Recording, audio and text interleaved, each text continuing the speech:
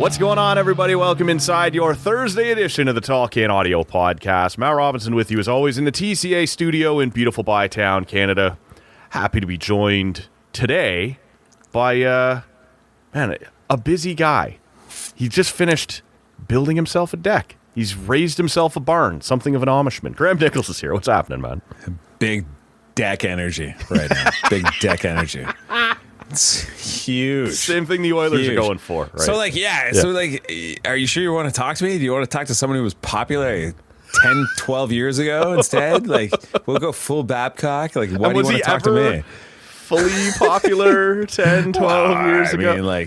He was well regarded at his job. I don't know that people liked him. I don't know, man. We're you cool in 2011 because that's the last time Babcock was productive. I promise you, I was not.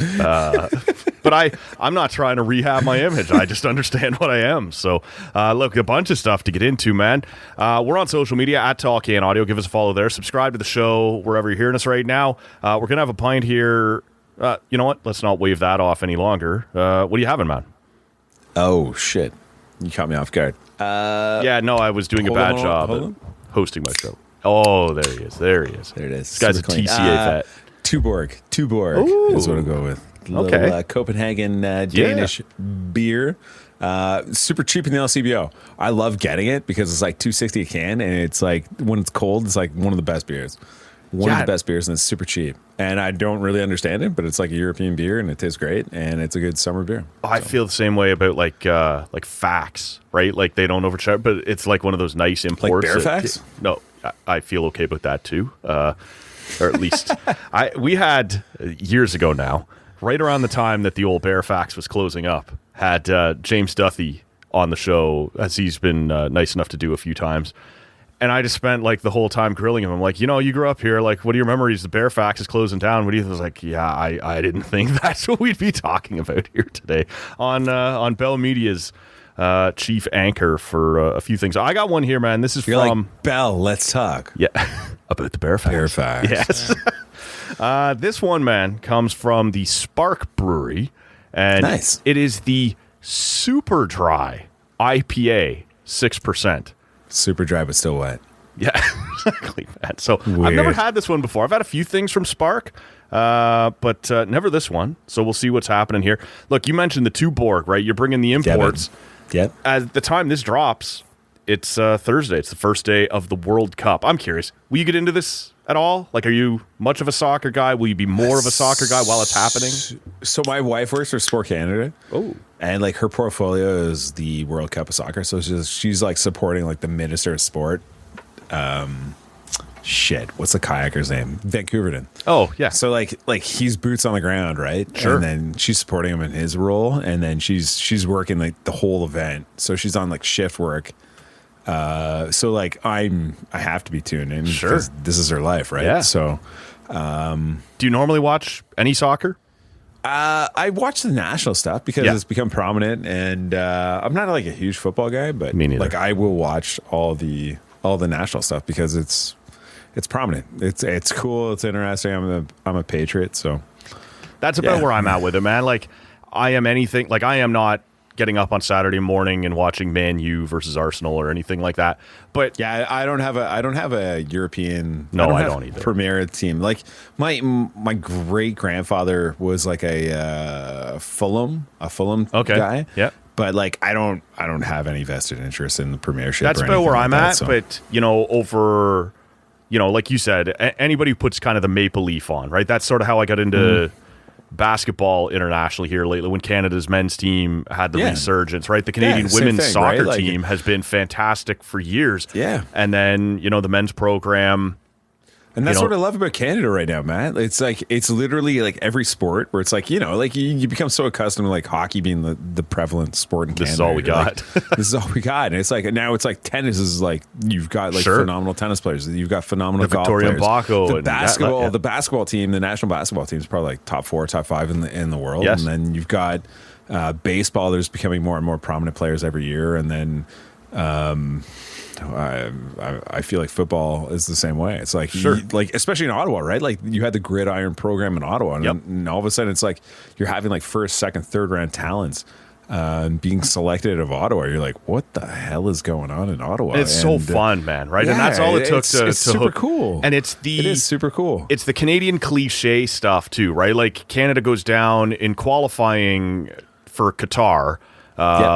They play at Azteca, and I believe they draw Mexico. And then they drag Mexico up to Edmonton, and it's snowing like hell, and there's people doing snow angels, and they call it Ice Tech. And I'm like, I'm a sucker for that stuff, man. Like, you'll get me, right? Yeah, it's great, right? Yeah. Like, shit, I forget Laren. Laren scores that goal. Yeah, Kyle Laren. And you're like, it like jumps in the snowbank. You're like, this is surreal. Like, this is like, awesome. It's a monumental event and moment in Canadian sports history, and you're like, I'm 100% on board with this. 100%.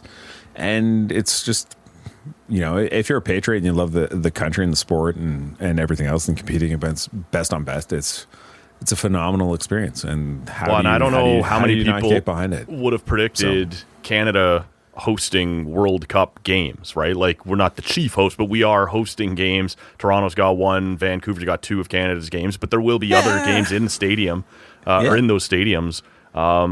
It's pretty cool, man. Honestly, that's neat. I mean, like, nobody wants to host anything anymore because it's so expensive, right? Yeah, yes, I will be more invested now. It's though like the Olympics. It's like, oh man, this is costing us what? 100%. No, anytime you get in bed with the IOC or FIFA, it's gonna hurt. But weird. Honestly, man. But man, I will be more invested. What else is good? Yeah. No, and this is it. This feels good segue into like Mitch Marner. How do you feel about Mitch Marner right now? I feel less good. I feel weird. Yeah, I'm not surprised you bring it up. Dark times, though. He'll talk about it if they win. Yeah, you love that. Like, that's a character move. Like stay tuned for my Barbara Walters you want to talk about interview. Your time, Toronto? You want to talk about your time, Toronto? You know, it was a dark time. You know what? If I milked them for every penny they had, and then I left. And that's what a time to be alive. What a time to be alive, man. Why don't we start? Why don't we start with a guy that Mitch Marner has a fascinating relationship with, and that is Mike Babcock, who apparently, and I wonder where this is going to go, because it sure sounded like it was very close to the Oilers hiring him, and it still sounds like that's quite likely, but the league has basically told the Oilers, hey, like, we've heard some things, right? Like, not just the Columbus. They need the league to tell them this. This is it. Like, that's a weird part. For me, it's like, so we talked about this on the Coming in Hot podcast like yesterday. And it's like, you know what? Like, you requested Bruce Cassidy. And like, Vegas is like, you know what? We're not going to make him available until the season's over. You know, we've got the postseason going on.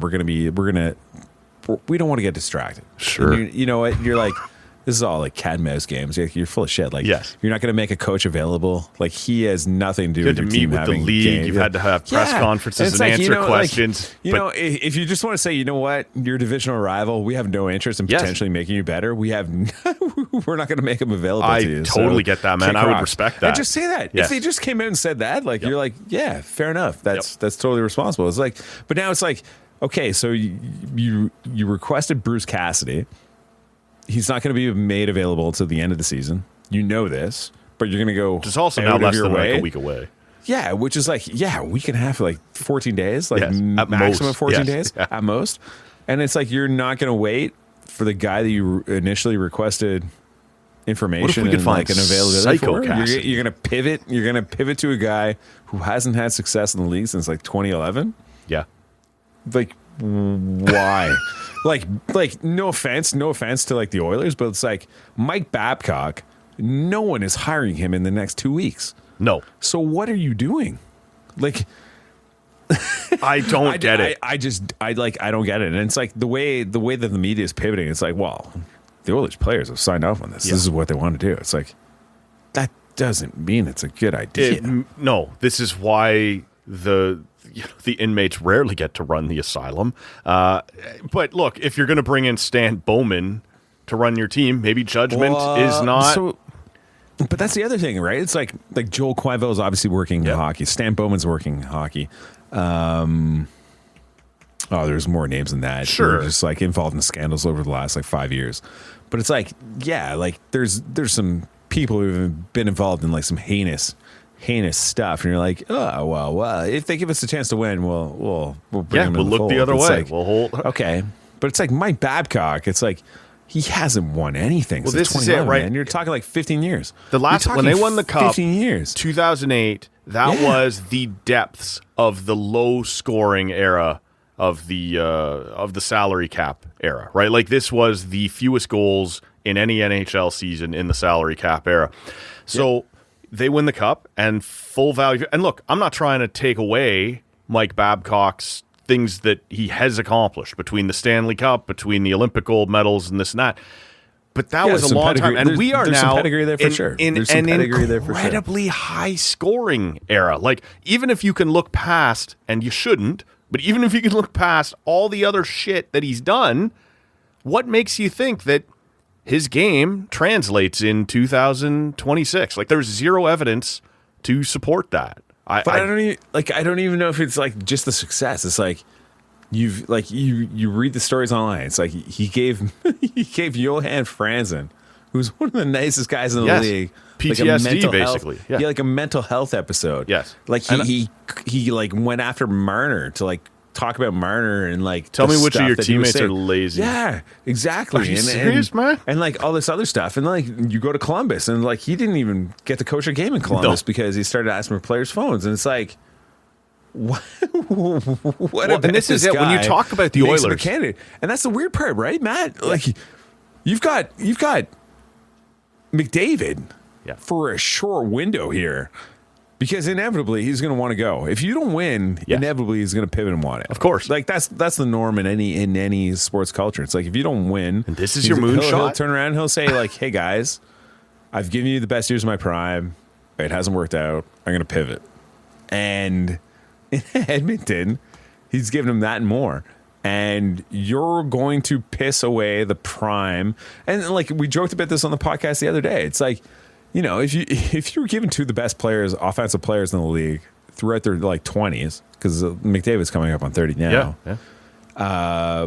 You've given them the best years. And it's like, what have you done to insulate those guys? Like you've brought in some good talent up front. Like I think there's been some good forwards and stuff brought in. Sure, but it's like the blue line's always been lacking. The goaltending has been horrendous. Yes. And you're bringing in Mike Babcock. It's Mike Babcock. It's just like I just don't. For the life of me, I don't understand it. Well, and it just to me, it doesn't make any sense whatsoever. But I mean, like, this is a function of Canadian sports. I think, like, we talked about this on the show. It's like, I don't think it's a Canadian market thing where there's like the pressure of the media, the pressure of the fan base, and everything else. I just feel like in Canada specifically, the front offices that have run many of these organizations, whether it's Vancouver, Calgary, Edmonton, Ottawa, Toronto, Montreal, Winnipeg. In some respects, they're shitty front offices. Yes, and you can talk about the pressures of like, oh my god, the media is so hard here. It's like, no, it's not really, not at all. Like Ottawa, like I've worked in Ottawa. It's not hard. Like this is the least. The expectation level is just it's so poor. Well, even Brian Burke, and the pressures when he was working in Toronto, so Burke would say it wasn't how harsh people were; it was just the number of them, right? Yeah. Like, but it wasn't like you were being overly. But it's gone less. Yes. It's gone less. No, right? and this is it. But even in Toronto, right? Like I'm even supporting your point, like, though, right? Burke is saying it's not that people are overly harsh and unfair. It's just there's a lot of microphones, there's a lot of cameras. So this is not the nightmare that it would be if you were a Yankee or a Cowboy. How many media members travel anymore? Yeah, no, it's not many, man. It's really no one travels anymore, with the exception of like if you're a Toronto Maple Leafs fan, like David Alter will travel with the team. Sure, that's it. And often like a Jonas Siegel, maybe from the Athletic or something like that. But like it's like Julian McKenzie's the same way in Ottawa. It's like he goes to about 10%. Like so, like me, like 10 games. Sorry, not 10%, but like 10. 10 road games a year, 25%. But so it's like 75% of the time on the road. It's like you're talking to your organizational reporter who asks like 3 questions after a game. It's like, but it feels a lot like when we did the Joel Quenneville thing in Anaheim. You were like, "Yep, that's probably about where that was going to have to happen, right?" Yeah. And so when we were going to try the whole thing that a lot of the mainstream media types did to rehab Mike Babcock's image, it was going to have to be in a Columbus. And he went to Columbus, and he still didn't get to night one. He still didn't get to the start. And now you think you get to fire this up in a Canadian market? Like, I know the Canadian market thing is overblown in terms of how hard it's going, but you can't try and float this in Edmonton. They just tried in Vancouver to do Pierre Dorion, and Pierre Dorion, say what you want about how good his record is, He is not the sleazy human being that some of these other people are. And the Vancouver fan base got that shut down, right? Like they were like, we want no part of this. As soon as it leaked, they buried it online. If he never told anyone that he was interviewing for that job, he probably would have got it. Yeah. He probably would have got it. And so I wonder whether this gets stopped short by fans again or by the media again, because it now sounds like the league is going to do the investigation that they did not do in Columbus. Because no one thought anybody would be crazy enough to hire him again. You have to do an investigation because of what happened in Columbus. It's like, well, why did he get fired? Why did you have to do an investigation? It's like he asked players to see their phones and pictures, and it's like you're trying to build a rapport with people, right? So and apparently, like, oh, show me pictures of what you did this summer. It's like, okay, whatever. Yeah. Like it seems like rather innocuous. Well, and it sounds like there was more to it than that. Like Sarah Valley is saying, it is, and it's like, yeah. I don't know. It's just like it's awkward, right? I think it's that awkward. I think that investigation didn't get done after Columbus because they thought that's it. No one will ever hire this guy. Yeah, but like, why do you even need it? Like, it just seems weird. Yeah, I don't know. The whole thing's just weird. Like I said, Frank Saravalli is reporting that there was more to it than just the phone thing. And since they just agreed to resign or fire or go their separate ways, they didn't dig any deeper into it. But now that he wants back in, they have to go back into it. And the PA is apparently going to put up a fight here, man. It's nuts. Seems super weird. But it's like, why? Like, that's this is the window. You've got a shelf life of probably McDavid for another year, and that's the guy that you're going to bring in. Like a guy who has success in like 11 years. This is your rainbow shot. Not even 11 years. 15 years. Yeah. Hasn't done anything in 15 years. Hasn't won anything since 2008. No. It's just like, okay, you're going to lean into this, okay. And like, I don't know, say what you want about like Stan Bowman, and it's like what he endured through like the Chicago ordeal, like Kyle Beach and everything else. It's like, really, you're just gonna go to Babcock? That's your de facto. This is it. If you learned nothing, this is your pivot. Okay, all right. No, good for you. Good for you, Dylan Larkin, man. And I wanted to talk to you specifically about this because a captain asked out and it wasn't Brady Tkachuk? Well, because I think you and I both support fan bases that are hearing an awful lot about the potential of captains asking out. It's an American captain who didn't ask out of a Canadian American. Let's go. Yeah. Let's go. Dylan Larkin, lean in, Matt. Here we go. Has 5 years left. That's where I come down on his contract. The reason Matthew Tkachuk had leverage was because he was 1 year left, and he did not demand a trade. He simply informed Calgary, at the end of this year, I'm not staying. So we can work together now, and you can get some assets out of this, or I'm going to walk in a year. And say what you want about Matthew Tkachuk. That was an admirable enough move, right? Like, don't you think there's a human element to this though, where it's like last year, for example, like don't look at like 25-26, but like look at like 24-25, where it's like Detroit is pushing hard for a postseason spot down the stretch. They go into the trade deadline. They're like, man, if we just got like a little bit of help. And it's like, like Detroit at the time has got like a young team, and like obviously like the prices are exorbitant. Steve Eisner is probably looking at the market and being like, I'm not paying the prices here. And it's like ultimately they don't make a move. Yep. They fall short. Yep. But like the players don't care. No, you and I are Blue Jays guys. You can remember back to like 2014, 2013, whatever year it was, where members of the Jays were offering to like defer salary. Could you please just go get us some help at the pitching stat? And they didn't do it. Exactly right. And that was a big issue. Yeah, exactly right. But like, where it's like my point was, fall short with Matthew Tkachuk. 1 year. Quinn Hughes, it's 2 years. It's a year and a half, and he kind of gives them the same vibe. Yep. And this is why we're talking about Brady Tkachuk and Auston Matthews, both, I believe, with 2 years left. Like, we'll see how that's going to shake loose. Dylan Larkin has 5 years left. Yeah, just signed the deal. Are not like he. We talk about the Red Wings getting to March every year and just falling apart and finding a way to lose it.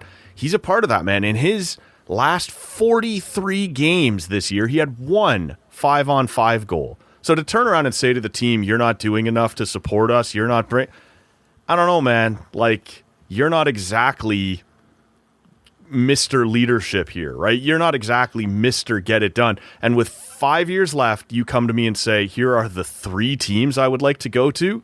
If I'm Steve Yzerman, I'm telling that guy, kick rocks, man. Like, if you want to have a real conversation, if you really want out of here that bad, I'll take 10 teams, 12 teams, 16 teams. This is a joke, man. Yeah. Well, it's like he signed the contract in 2023. Yeah.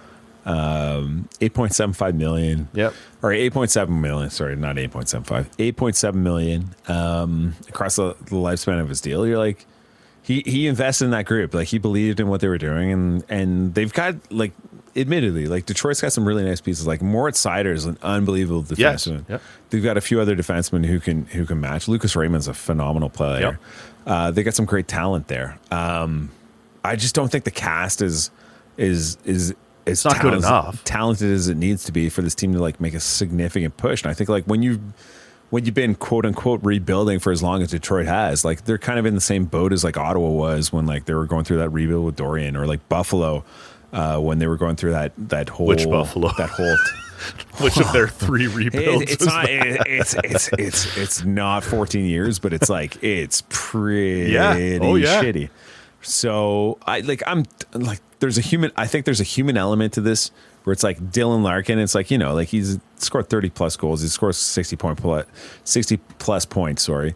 Mm-hmm. Significant player. Like, and you look at the work that he's done in the Olympics, the Four Nations, like, he's played at a high level on really good teams in competitive tournaments. This is a guy who wants to win and play at a high level and have a chance to win.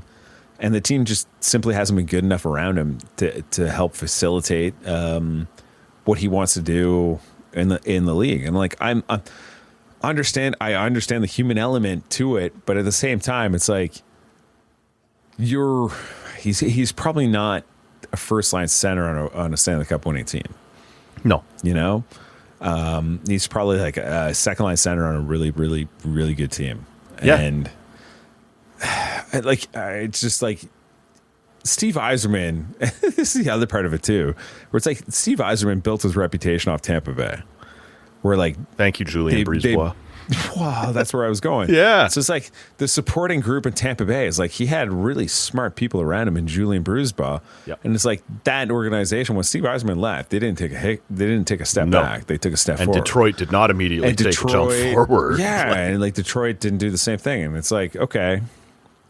So you have to kind of acknowledge and respect that fact. Yeah. And like, I don't begrudge Dylan Larkin for necessarily wanting out. I'm a laborer guy, man. Like, you get yourself a no movement clause if you can, and that stops the Red Wings coming to you. But it also speaks volumes, like 2 years later, right? Like, you signed your extension in 2023. And you should protect yourself from the team coming to you, and you should be able to go, hey, I signed here in good faith. I'm building a family here. I'm part of this. Like, I fully support. But when you use it to go the other way and weaponize, and look, I'm not one of these crazy motherfuckers who says as soon as you demand a trade, your no move clause disappears completely and I can ship you to Columbus or wherever. But you can't turn around and go, 3 teams, the 2 of them that win the cup all the time, and the one where I know the Team USA GM, and he probably would fit pretty well in Minnesota, given that they are so good on the blue line and up the wings. That's the other half of it, right? Where it's like, okay, he comes to you, he's like, you know what, like, Steve, like, we're bumping heads. This is not healthy. Yeah. I'm the captain, and I don't want this bleeding into the rest of the lineup, right? And it's like, just move me, and then we'll go our own ways. And it's like, you put in a request. He's got a full no trade clause. Yeah. So he ultimately controls his destination. But it's like, when you hand your general manager a card that says, okay, I'll accept a trade to Florida, Vegas, and Minnesota, it's like, okay, if I'm Steve Yzerman, I'm not those even. Those are very good teams. Yeah, those are very good teams. None of those teams have the capital that we need. No, to facilitate a trade. I'll see you at camp, champ. Like, yeah, exactly. It's like no. You want to open this up? You want to get real? We can talk. But if this is all you got for me, I'll see you at training camp, dude. Like, we're not even doing it's this. like, I'm not doing you any favors, because if you're one of the teams on that list and, like, you have a realistic possibility of getting Dylan Larkin, it's like, why would you give up anything of consequence because he controls the process? Well, and Dylan Larkin wouldn't want you to. Like, he's going there that's to the help part of it, you. right? Like, So a guy I know that you and I both follow and see quite a bit on Sens Twitter, Don in Farhaven. He had an interesting tweet here the other day. I like this guy. I think he's a good follow. Not all Sens fans are crazy. No, he's a beauty. He had, and I'm paraphrasing, that essentially we are, as Canadian hockey fans, counting on Steve Yzerman to hold the line here, right? To not allow this to become a thing where American captains can just demand their way out of Canada. Do you think, whether it be the Toronto thing, the Ottawa thing, Connor Hellebuck is in a similar boat, I suppose, in Winnipeg. Like, do you think this is coincidence? Do you buy into the idea that there's noise in the Team USA group chat about everybody trying to get where they want to go? Or is this just an odd set of circumstances? Like Detroit, at one point, man, as you're as old as I am, like, you remember Detroit was one of those powerhouse teams, right? Like the Rangers. They would outspend everybody. Yes. Right? Like their cap hit was like, especially when it had like Lou Robitaille, Brett Hull down the stretch. 100%, man. They're just spending like ridiculous amounts of money to win. So and that's whatever. Do you now they're sort of being lumped in with the Canadian teams, right? Like, maybe guys want to leave. Do you think there's anything to this, or is it just kind of a weird set of circumstances all happening at once? I just think it's like, I don't even know if it's like a northern thing, but it's like, it's just mismanagement. I think like this speaks to like the Canadian markets. I was having this argument online with like Brent Wallace and like Jason York the other day, where it's like, you know, they're talking about the Canadian pressures and everything. I'm like, guys, Canadian markets have historically been run very poorly. Like, the front offices in Canadian markets have been fucking awful. Yes. Awful. Like, you look at Vancouver, terrible. Terrible. You look at Ottawa, horrendous. Yep.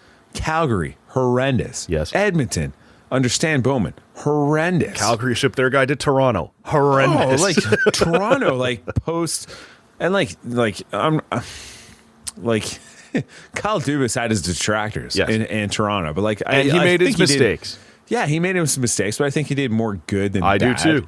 And like, but he had his detractors, and he had people in that market hoping that he failed because of his background. Yep. Right. And like, if he made a mistake, it'd be like, they zero in on it, they amplify it. Well, you didn't even mention Edmonton as far as shit management. No, Edmonton's been dog shit, and like Montreal pre-Hughes, yes, was horrendous as well. Yes. It's like, I think that like everyone zeroes in on the media, they zero in on the attention and everything that goes with being a Canadian market. It's like, no. To me, in my mind, it's like the markets are relatively soft. Yeah. I think Vancouver might be like the toughest market, probably the most volatile market in terms of media coverage. But like, all the organizations in this country have been so fucking poorly run. That's true, man. And that it just magnifies every mistake. And it's like, if you have an efficient front office and you're run at if you're run by smart people, you will do absolutely fine. Mm-hmm. And like Ottawa's like, to me, like, I've been covering this team professionally for like 2 years now, and it's like, it's the softest market, like in terms of criticism and everything else. Yeah. It's like, it is the softest market. And we saw it, man, this year. I just had last week or a week or two ago, Julian McKenzie was in here, and I talked to him about like some pretty obvious questions that he had to ask Brady Tkachuk, or the Claire Hanna had to ask of what, and fans buried them for it. Like, you're being too hard on them. Like, man, this is pretty tame shit, right? Well, like, that's the funny stuff too, especially in Ottawa. It's like, oh my God, Brady, like, how can you ask him those questions? It's like, it's the same questions that like Charlie McAvoy had to answer in Boston. It's like, this isn't not like exclusive to Ottawa. No. It's like, there's people across, but I think both across Canada, there's a little bit of this fear of like, if you make it too hard, our players will leave. So don't ask them those questions. Oh, see, like, I don't even know if it's that. It's just like, I don't know. It's just, it's not hard. It's not hard. It's really not hard. And yeah, like, that's all I'm going to say. Do you have any? It's not hard at all. I agree with you on that. Do you have any sense that like we did this thing, right? We heard the Brady Tkachuk, oh, what if he wants to leave or he's going to ask his way out of town like his brother did. We heard the the Auston Matthews one. It's sort of settled down a little bit here since the firing of the coach. And honestly, that is all of those rumblings on Auston Matthews seem to me to just be like, yeah, call me when you've fired Craig Berube and then we can do. And that's not a great look on him either. but I don't think that was ever him demanding out of town. Hellebuck, I don't know what's going to happen there. His end of season presser was really interesting. I'm sure you guys talked about it on Coming in Hot. Like, do you have a sense that there's about to be a mass exodus of American stars, or is this case by case? So I think it's like, it is case by case. In my head, I think it's case by case, because I look at Toronto, I look at Winnipeg, and I'm like, those are two teams whose windows are probably close to closing. Not like, I don't mean that like disrespectfully, but it's like Toronto's had a really good window for a long time. Their best opportunities are behind them. Yeah, it's like Mitch Marner moved on. I think that was like the kind of like, okay, they lost like their preeminent Mitch who? Winger. It's Gavin now. We like Gavin. The Conn Smythe winner. Yeah. Moved on. And it's like you lose a preeminent talent like that. And like that's kind of like a window, right? Like that's a window of course, closing. yeah. And I think like you look at like Winnipeg, for example, like they were like a very competitive Western Conference team for like several years. Sure. And you get to a point where it's like the goaltender all of a sudden is like, you know what? Like if the window's closing, maybe it's best to like recoup value and like move on and like rebuild and do it that way, as opposed to like spending like the rest of your 30s chasing it. Yeah. And I think that's fair, right? Like they're in line for a top 10 pick. I think they picked like 8th or 9th this season. And like Toronto's obviously picking 1, but like, you know, like those are two organizations that should probably look at like going young and then like retooling and going about it that way. And it's like, it totally makes sense for those guys to pivot and say, hey, maybe it's in your best interest to move us, like for their own personal interests and the organization's interests. It's like, it might be that time. It might be. Might not necessarily be this year, but it like probably should be in the next year or two. Yeah. So like, I don't blame either of those guys. And I think it's just a function of, you know, you lump a Brady Tkachuk in with that. And I think like the difference between Brady and like an Auston Matthews or a Connor Hellebuck is the fact that like Ottawa's on the upswing. It's like there's a team who's like their core, they're all like 22 to 26.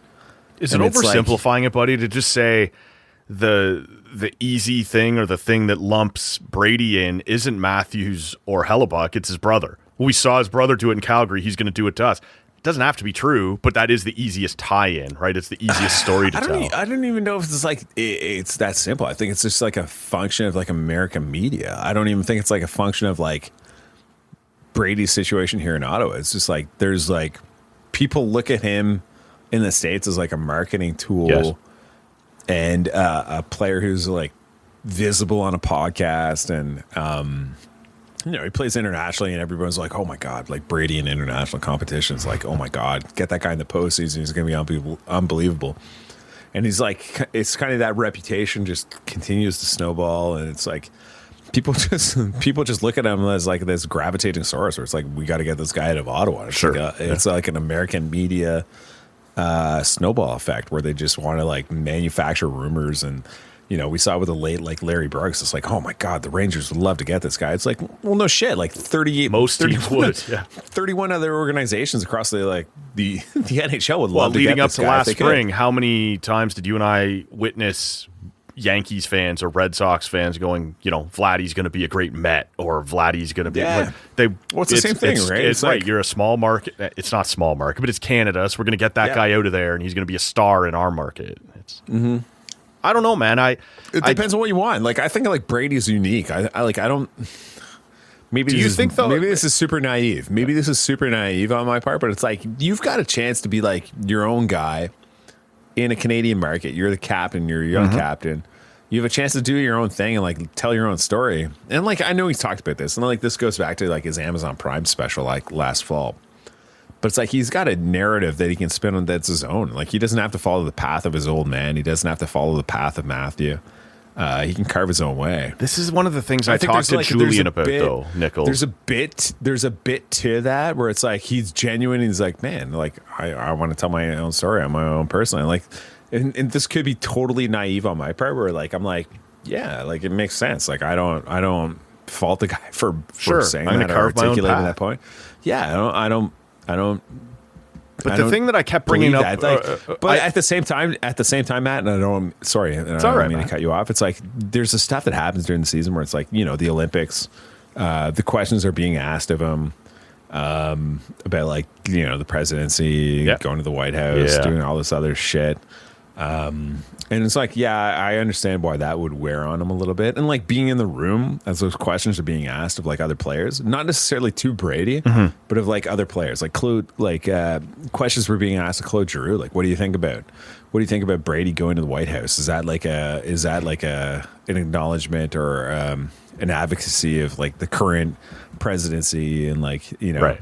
And Claude's like, he's just like, no, man, it's just like Claude pulls me aside after that. He's like, I don't understand what those questions are about. I'm like, Claude, people are asking whether or not Brady going to the White House is like an acknowledgement. Like, it's just like you're putting that guy wanted to absorb Canada, like, 51st states. I'm like Canada, Canadians are sensitive to that. It's exactly, and I'm like, that's all they're asking. That's what he's fishing for. That's like. And it wasn't like a normal like beat writer per se. It was like a CTV Ottawa. Yeah, no, it's a big story. He's like, I don't understand what he was trying to ask. I'm like, no, he's trying to say it's like by going to the White House, you're advocating for the president. You're a prop.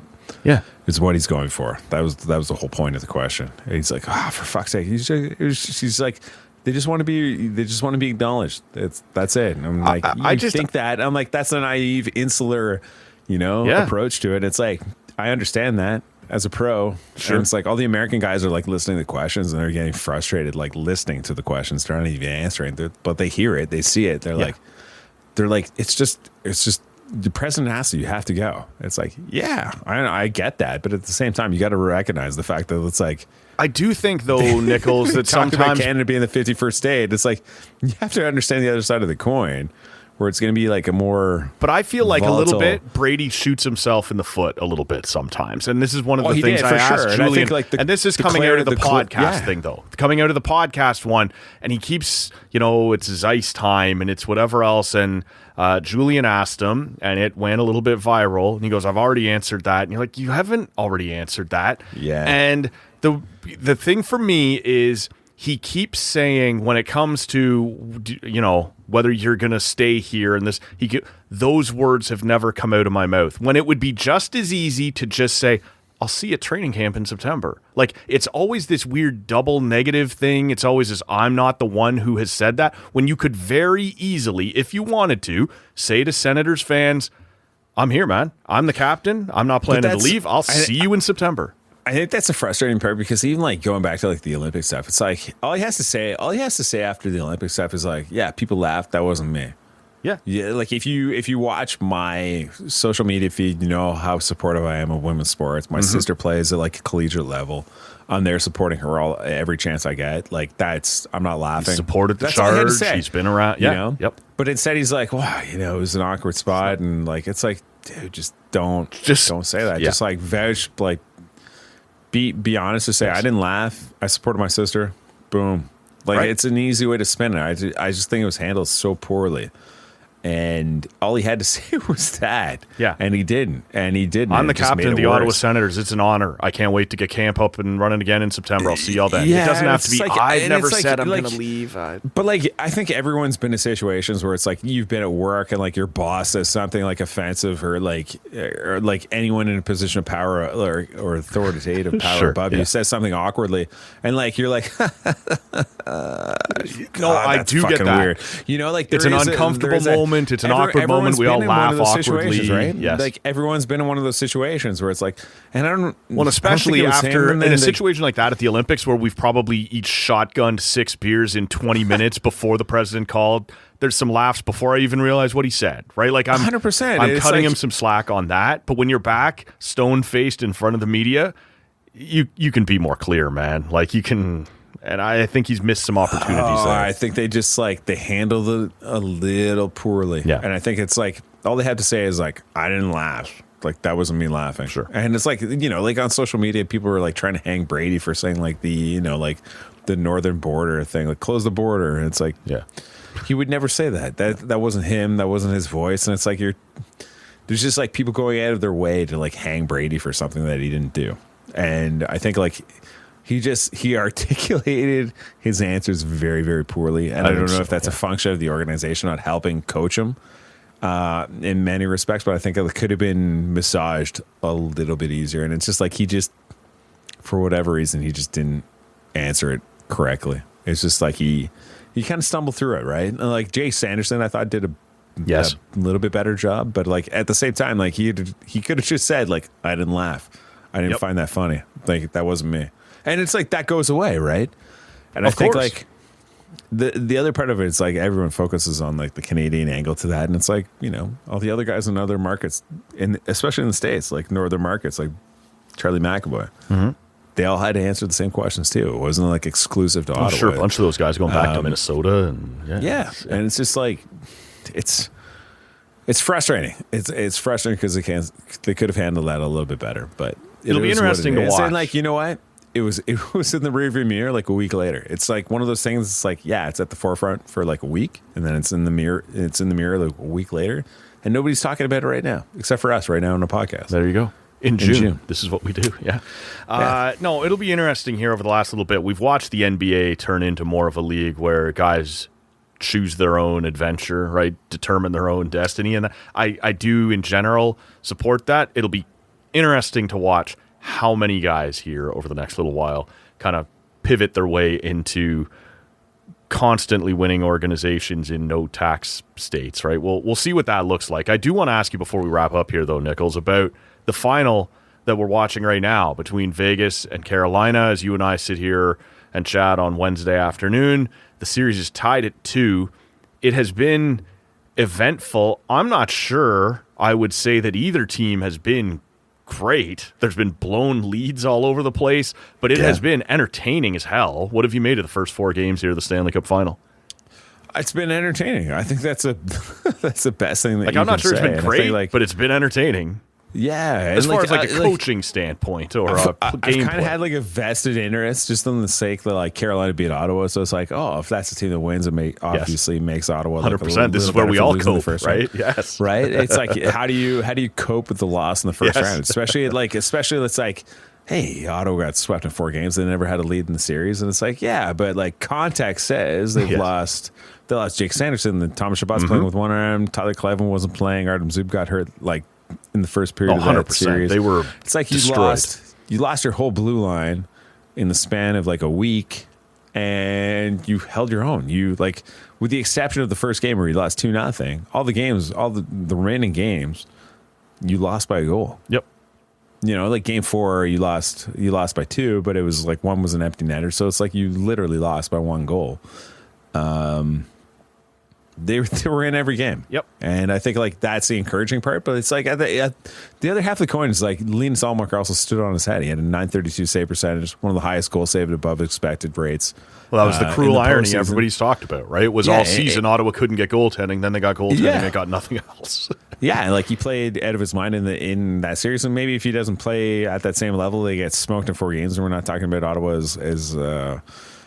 as flatteringly as I am right now, but it's like, I think there's like context. I think like that's the part. There's like that emotional reaction where it's like you look at the Ottawa series, like, man, they got swept in 4 games. They didn't have the lead. That sucks. It's terrible. What do you have to do? Well, what do you have to do to make this team better? And it's like that emotional kind of reaction. But at the same time, it's like the process reaction where it's like you value Ottawa's team. It's like, okay, they were missing almost their entire blue line that postseason. They weren't healthy. And they still held their own because the structure and the way that they play defensively. It's like they held their own defensively. It's just, they lost a bunch of close games. And like a couple of those games could have gone the other way. And then it extends it to like 5 or 6, you know, in a different world. Ottawa's right in that series. And then if they're healthy, maybe they push that to 6 or 7 games. Maybe they lose. Maybe they win. But I think like watching that series play out and, you know, like talking to executives within that organization, Carolina, it's they wanted no part of the Senators in the first round. Like they had no interest in playing Ottawa. They thought Ottawa was one of the best teams in the Eastern Conference. The numbers didn't necessarily reflect that going in, but like they really respected Ottawa, and if they were healthy, obviously. Sure. But can I bring you back to this series, the Cup Final? Because I'm with you. I thought Ottawa deserved I thought Carolina was the better team going in, but not a significantly better team going in. But isn't that the frustrating part though? It's like Not to me. You've seen this with cheering for Toronto over the years, where it's like the conference is kind of relatively wide open, especially this year. Yes, where it's like Florida is not playing. Right. Tampa Bay's dealing with injuries. That's why it was so maddening to have Toronto fall off this year. It was like, it was right there. Like, it was. Yeah, and it's like the best teams are Buffalo, Montreal, and Carolina. Carolina's very structural, but like they've got some you're like, okay, but they don't have the finishers. Like, the historical criticisms of Carolina still exist to this day, where it's like is the goaltending good enough? Do they have enough high-end players to win and finish their chances that they generate? And you're like, paging Sebastian Aho. Hello. It's Sveshnikov and everyone else, right? Yeah. Like, it's the same thing. It still exists to this day. And then you're like, man, if this could be the year to be wide open, because you look at next year, it's like, Buffalo will be a year older. Much more Florida's coming right back. Florida's coming back. Montreal's got the capital, to go acquire guys to bolster their roster, and then they went on a relatively deep run for a young team themselves. Yes, 100%. This was a great year to advance to a cup final if you had good luck and good health and everything that goes with it. So I think that's the frustrating part of it. But Carolina, Vegas, man, it's been a lot of fun. It's two teams. I can't stand Vegas personally, but every great story needs a heel. I love Mark Stone. I love watching Mark Stone. I love watching Jack Eichel play. There's guys on the team I really enjoy watching play. Yeah. But just as an organization, the way they go about things, I just can't stand them. So if it was up to you, would you go back on Thursday night to Freddie, or would you stick with Bussy here now? So I would probably stick with Bussy, right, until he loses. Because, I know people are making a big deal of him starting and, Anderson just, if you need a mental health, he lost his agent, right? A close friend and agent. And it's you know what? If he needs a mental break, it's doesn't matter if he's the backup goalie. Because if you're pulling Bussy in Game 4, things have already gone horrible. The series is already over, right? So it's who cares if Freddie Anderson's playing? If you need to give him a rest, don't even play him. I've said this for so long, man, about teams that carry three goalies. Yeah. You don't leave your third goalie up in the press box. That guy's always the one who dresses as the backup and sits and cramps up. You give somebody a full day off, man. Yeah, it's just go check out. Go stay in your hotel. The thing that makes me crazy, man, this has been a pet peeve long before this situation arose, is when a goalie's coming off an injury and you dress him he's almost ready to return, so we'll dress him as the backup tonight. What are you doing? Yeah. A goalie coming off an injury, you want to throw him in cold with 9 minutes left in the second period? It's stupid the way teams handle goalies. This was the right thing to do. If you're giving Freddie the night off, Freddie has the full night off. Yeah, 100%. I like it. I think it goes to and I thought about this too in the context of when Ottawa didn't dress Linus Ullmark in Tampa down the stretch, right? Yep. But he was the backup in Tampa, and you're like, man, that's a must-win game. Had Reimer got hurt or been ineffective early on, would Linus have gone in and played? Right. And that was the question. I think if you get a goalie who needs a mental and physical reset at a certain point, and full scratch, man, give him the just the game's already lost. If you have to turn away from Brandon Bussy, except in this final where people are blowing multi-goal leads all over the place. Yeah, that's that's fair too. But if you pull Bussy, the series is over. Yes.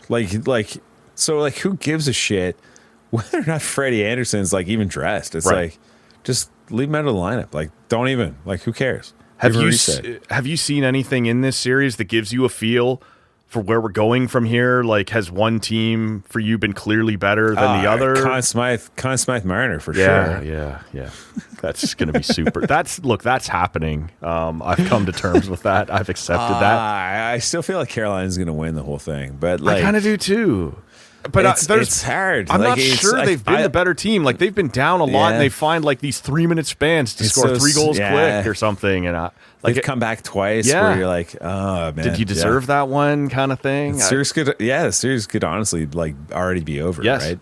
So, and yet I think as much as a Leaf guy, I'm trying to choose Team Marner versus Team Freddie here in this thing. I chose Team Freddie. He's been terrible. He was absolutely brutal in those. And again, I got sympathy for why. I understand why. But if the Canes get even marginally like 880 goaltending in this series, they might be up 3-1, or the series could be over the other way, right? Like Carter Hart's been brutal too. Like the goaltending has not been good for either team. Well, that's a joke, right? It's like Carter Hart's like the first goalie to allow like 4+ goals in his first 4 like Cup Final games. Bad things are happening to him, and we're all just watching, and nobody's helping. It's funny that circles back in his past. It's 2-2, right? So it's anyone's game at this point, and I like. I still think it's Carolina. I'm with you, man. I'm not sold on it. It's 2 good teams, but it's just I don't know. But again, man, like that's the funny part. Like I go back to like that Ottawa series, and I'm like, whoever won that series, I think was coming out of the Eastern Conference, health permitting, obviously. Yeah. But like I think that's like the silver lining for like Sens fans, where it's like you got smoked by a team that went to the Cup Finals, and they're probably going to win.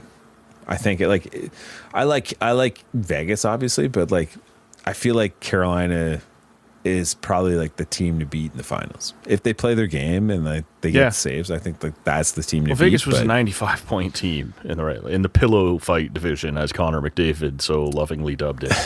Yeah, they're not this juggernaut, right? Like if Carolina they're a very good team. They are heavy, a good right? team, of course they are. And they have stylistically, like they're a heavier team than anything that like Carolina's faced. But if Aho and like, Svechnikov are doing anything in this series, that's the problem. It's like the whole playoff run, like that line hasn't really done that much. I think like Aho's got a bunch of like empty net points, but they haven't taken over games. Like Jarvis hasn't been great. Aho hasn't been particularly strong. At times it's been that Stankoven line. Now we're talking about Jordan Staal in the Conn Smythe. Stankoven's been driving stuff on that line with like Taylor Hall and Jackson Blake, and then you've got Staal doing this thing with like Ehlers and Martinick, and it's like they've had some contributions from the bottom lines, and it's like that first line for whatever reason just hasn't gotten off the schneid. So I don't know. And yet they're still right there at 2-2 in the final. We'll see where this plays out. As I said here on Thursday, the World Cup is kicking off. If you missed it on Monday, we had our friend AJ Jackie back on the show. That guy is getting ready to crisscross the continent to see all kinds of games. He's ready to rock. So check that one out on the Monday edition of Tall Cane Audio at tallcaneaudio.com or wherever you're hearing us right now. And on Friday, our friend Andy Nita from the Nita Beer Company will be here. And he's apparently got a couple of things to unveil. I'm hoping to sample those unveilings while he's here. Nichols, what's coming up for you on Coming In Hot and at the Hockey News? It's summer series time, so like more player interviews. I'm trying to line up stuff. Like Wally's leaning on me a little bit. He's like, you got anyone who we can bring in? I'm like, I'm trying super hard. Like I'm trying very, very hard. And like I'm like, so like after that, like that I don't know what you want to call it, like that feature in the middle of the year where it's like I was talking about like the 20-year anniversary of like the 2005 to 06 team. That was awesome. That fell short. Yeah. I've been trying to get Dom. I've been trying so hard to get like Dom Hasek on the pod, and it's just tell like him you want to talk about coordinate. Ukraine. He'll answer your call. Yeah, I'm just trying to coordinate with him, and he's like, "What do you want to talk about?" I'm like, you pulling the chute on us. Yeah, everything, politics, and it's just like, and then like it just goes silent. I'm like, fuck. Just come on the show. It's seriously, fun. man. Yeah. Jason York's on the show. Jason York's a beauty. Yeah. And it'll be fun. And like, I just don't hear back for like a couple hours. And then I'm like, I reach out like a week later. I'm like, so you want to come on the show? He's like, what do you want to talk about? And I'm like, come on. Same thing as last week. Yeah, same thing. But I'm just trying to line up, help Wally. Wally works so hard, man. Yeah.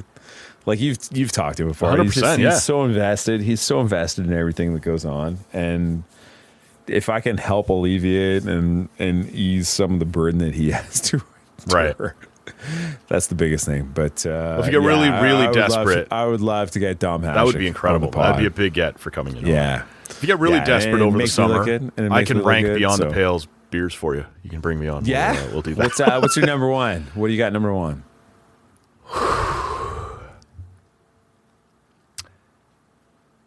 I wish I hadn't brought this up at all, man. You're putting me on the spot at all. They have a stout that is to die for. What, like the darkness? Yeah. Like that might be. Is it the darkness or is it like there's? I know they do a bunch of like. Is there a darkness? There is a darkness, and then they do some other things where they like toss different ingredients into the darkness, but that standard darkness, that's right there for me. 1-2 with Vimy as the best stouts in Ottawa. Man, like I haven't had a Vimy stout. I have to go there. Vimy stout is. I'll go with you because it's a beautiful location. The location itself is kind of out of the way now, over like on Industrial. But when you open the door, you walk in, you're like, oh shit, this place is beautiful.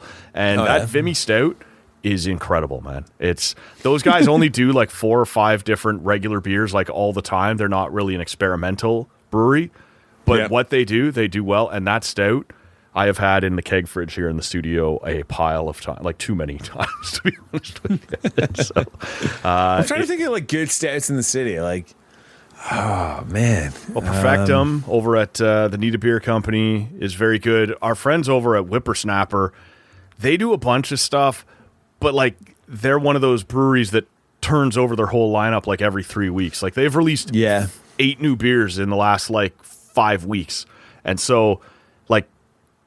There is no one tent post, right? No one thing you show up for. You just show up for the adventure, see what's going on in there today. I feel like Calibogi's got a good one. The Black Donald. Black Donald's really good. I was going to say the Brown Cow Milk Stout. No, they got a Black Donald. Like they don't say no to the Brown Cow Milk Stout. That's incredible. No, but it's like that sugary. That's like the very sugary kind of like sweet stout. Yep.